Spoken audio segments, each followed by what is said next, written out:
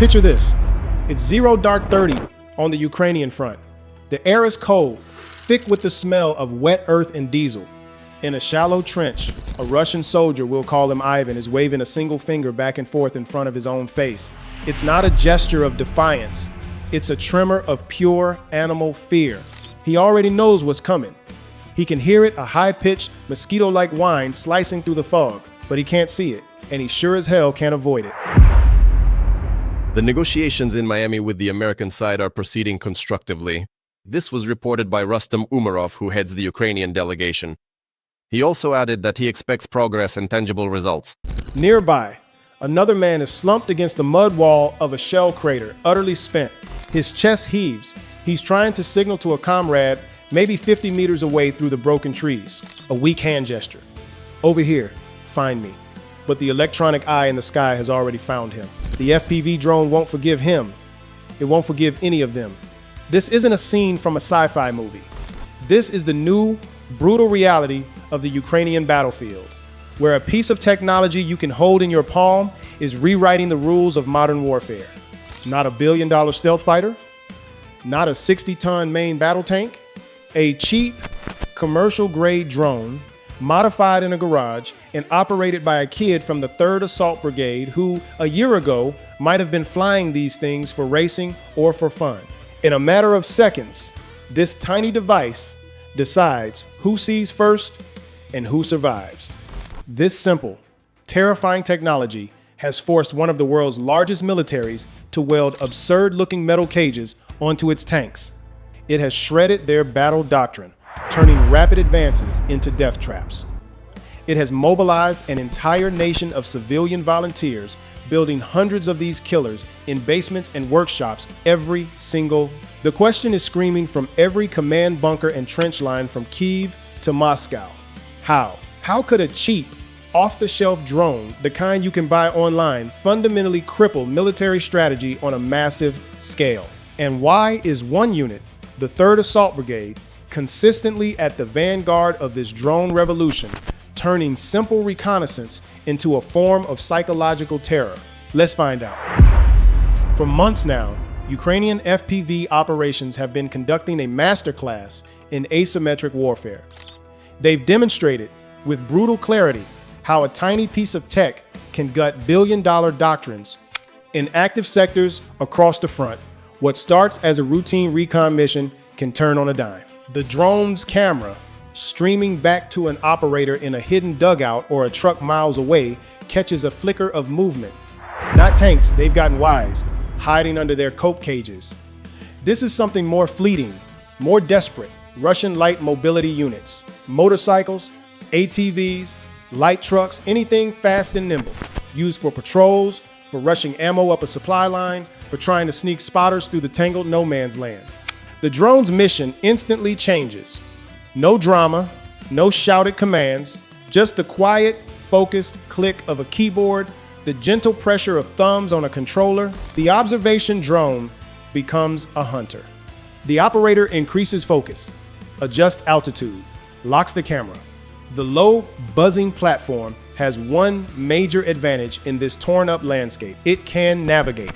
It can dip below tree lines, skim along creek beds, hover at the edge of a ruined building. The very terrain that provides cover for infantry is a highway for the drone. In the grainy, green-tinted footage that Ukrainian units release, you see it happen again and again. The drone becomes a ghost, clinging to the target's trajectory.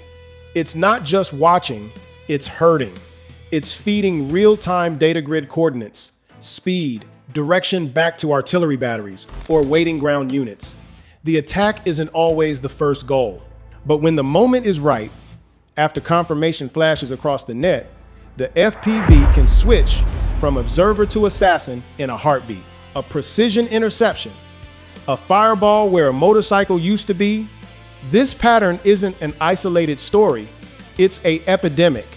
It's happening on every front, every day. And the message is crystal clear.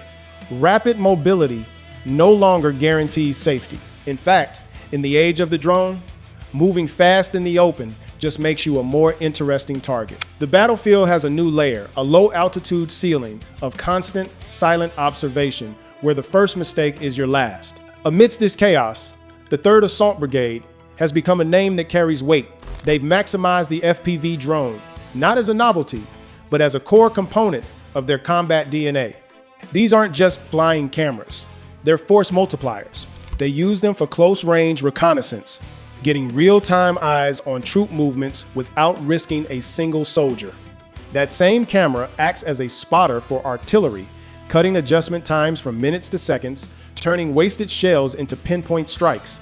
The impact is so profound it has physically changed the Russian army. Look at their vehicles. Those metal exoskeletons aren't for show.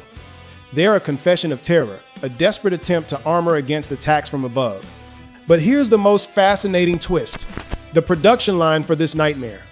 It's not in some fortified military factory, it's decentralized. It's in small workshops funded by online crowdfunding, built by communities of engineers and hobbyists across Ukraine. This isn't just a tactical shift, it's an industrial one. While Russia struggles with sanctions and supply chains, Ukraine is turning its civilian population into a distributed network of drone manufacturers, keeping a river of cheap, effective tech flowing to the front. Military analysts are watching, and their notebooks are full.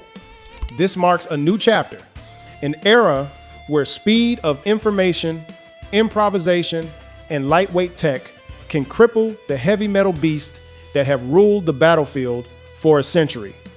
The FPV drone is the poster child. It proves modern conflict is no longer just about who has the bigger gun, but who can adapt faster, think smarter, and see first. Before we move to the next piece of footage, let this sink in. Modern warfare is no longer defined by the crash of artillery or the charge of infantry. It's defined by the persistent, buzzing whine in the sky. The aerial footage that just showed a motorcycle chase reveals a deeper, darker truth. These small drones with high-res cameras don't just track movement, they control it. They dictate the rhythm of the battlefield. The need for speed has been replaced by the need for stealth. The luxury of rest has become a lethal gamble. This shift confirms one horrifying reality. Low-altitude dominance via drone isn't just a tactical advantage. It's a psychological weapon. It reshapes the mind of every soldier on the ground, turning every shadow into a potential eye, every moment of quiet into a prelude to strike. Now, watch as the scene changes. The drone that was tailing the motorcycles peels away, its camera panning across a quieter sector. But this quiet is deceptive. This is where the psychological war is won. The camera settles. What it reveals isn't a battle, it's an autopsy of morale. Scattered across the torn earth are Russian soldiers, not in fighting positions, in positions of exhaustion, of despair. One is asleep behind a shallow trench, his body begging for rest his situation cannot afford. Another is curled into a fetal position, trying to make himself small against the dirt. A third stares directly up at the sky, his face a mask of hollowed-out alertness, knowing he's being watched but powerless to stop it. They are hiding in plain sight.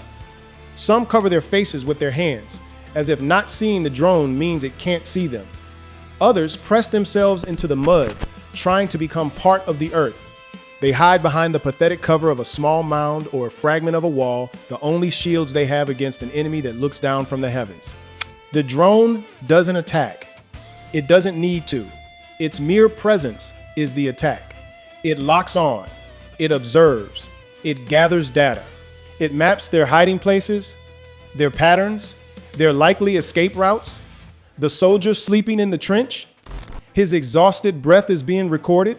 The one trying to blend into the ground, his every flinch is a data point. The reporter's voice in the original footage was calm, analytical, but the subtext was screaming. The dynamics of warfare have been inverted. In past wars, troops could fall back, regroup, catch a few hours of sleep with relative security. Now, there is no true rear area. There is no safe zone. Every square inch of earth is under potential surveillance. Closing your eyes for a moment isn't rest, it's Russian roulette. The drone just watches. It's harvesting something more valuable than a single kill. It's harvesting their sense of security. It's imposing a state of permanent paranoia. The stress is no longer just the brief, intense terror of an artillery barrage. It's a constant, grinding, soul-crushing pressure. The knowledge that an electronic eye could be on you at any second, that your most vulnerable moment might be your last. This is the true revolution. The FPV drone, in the hands of units like the 3rd Assault Brigade, has become the ultimate guerrilla weapon. It's cheap, it's agile, it's produced by the people, for the people. And it has done what decades of NATO strategists only dreamed of. It has forced a conventional superpower to fight on its knees, looking fearfully at the sky, while a soldier with a gaming controller holds their fate in his hands. The foundations of modern warfare aren't just shaken, they're shattered. And the pieces are being reassembled, one buzzing, palm-sized drone at a time. The question is no longer if this technology will dominate future conflicts. The question is, who will master it next? For the analysts, is Russia's biggest vulnerability its reliance on heavy, traditional armor in an age of agile, overhead threats, or is it the psychological collapse caused by this constant surveillance? What should we break down next? The specific modifications Ukrainian workshops make to civilian drones, or the tactical hunter-killer protocols used by units like the 3rd Assault Brigade. Let us know in the comments. Most requested wins. This is the new face of war, and it fits in the palm of your hand.